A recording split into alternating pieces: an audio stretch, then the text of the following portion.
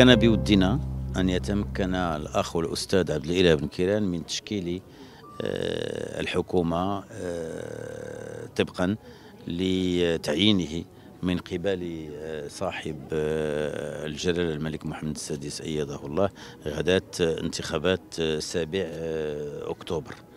بذلنا مجهودات كثيرة في حزب التقدم الاشتراكية حتى اللحظات الأخيرة من أجل إقناع مختلف الأطراف للوصول إلى حل توفيقي توافقي يمكن من الوصول إلى تشكيل هذه الحكومة. بذلنا مجهودات خاصة في اللحظات الأخيرة مع الأستاذ عبد الإله بن كيران.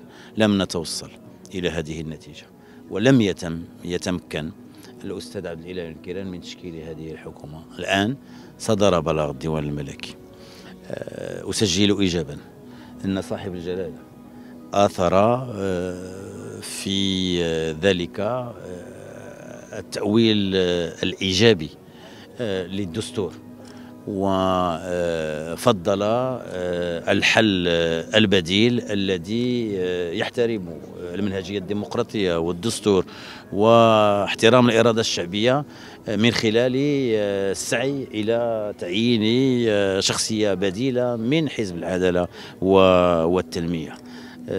أتمنى بعد تحية الأستاذ عبد الإله بن كيران وبعد أن أؤكد له على تقديري واحترامي الشخصي وعلى الاعتبار الواجب له بصفته رجل دولة ووطني غيور كما أكد على ذلك بلاغ الديوان الملكي، أتمنى في هذه اللحظات العصيبة رغم دقة الوضع رغم صعوبة الاختيار أن يتفاعل حزب العدالة والتنمية إيجابا مع هذا المقترح، وأن نتمكن من تشكيل حكومة تراعي الدستور والمنهجية الديمقراطية والإرادة الشعبية المعبر عنها في 7 أكتوبر، وأن تكون هذه الحكومة تحظى كذلك بسند وثقة صاحب الجلالة.